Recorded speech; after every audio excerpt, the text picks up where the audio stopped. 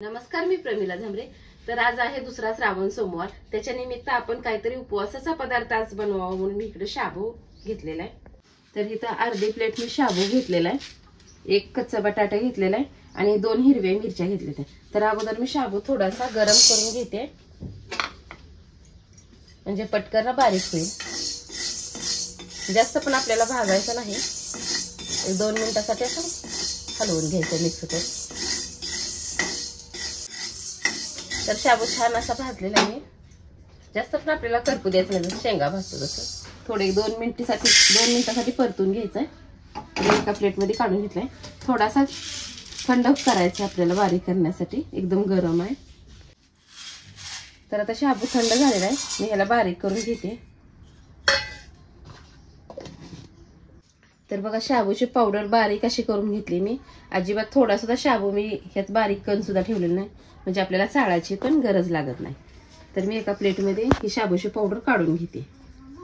चांगलं 5 मिनिटं ह्याला मी बारीक असं फिरवून घेतलेलं आहे। तर आता ही जी बटाटा घेतली मी, ही साल काढून चिरून धुवून घेतलेलं आहे।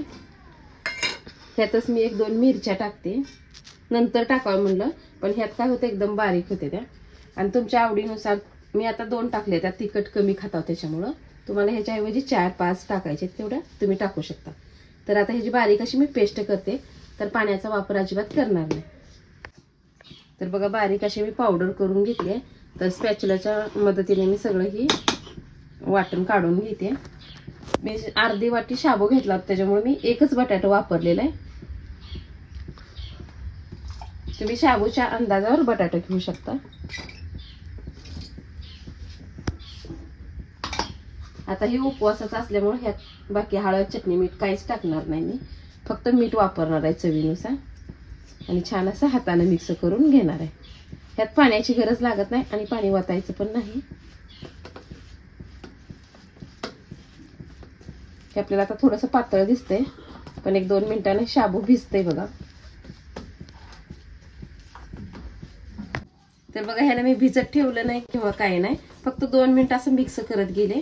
तर आता पीठ किती घट्ट झाले बघा, म्हणजे शाबू सुद्धा शोषून घेतंय ह्यातलं पाणी आणि घट्टपणा येते। तर मी गॅसवर तेल पण ठेवलेलं आहे तापत। तर बघा, किती छान असा ह्याचा गोळा झालेला आहे तयार। तर वाटलं होतं एवढं पातळ झाले म्हणजे ही मिक्स होते का नाही, पण किती छान असं मिक्स झालेलं आहे।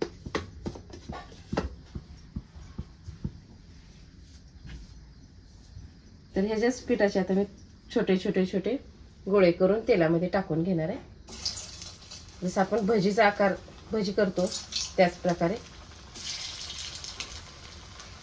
तेल पण छान असं तापलेलं आहे।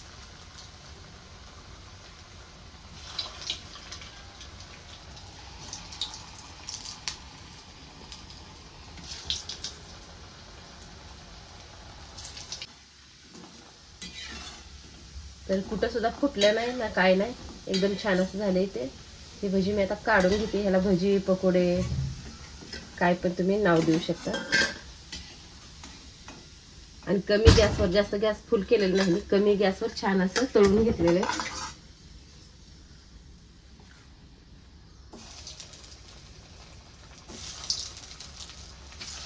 तर बघा, राहिलेले पण भजी मी छान असे तळून घेतले। त्याला एका प्लेटमध्ये काढून घेते।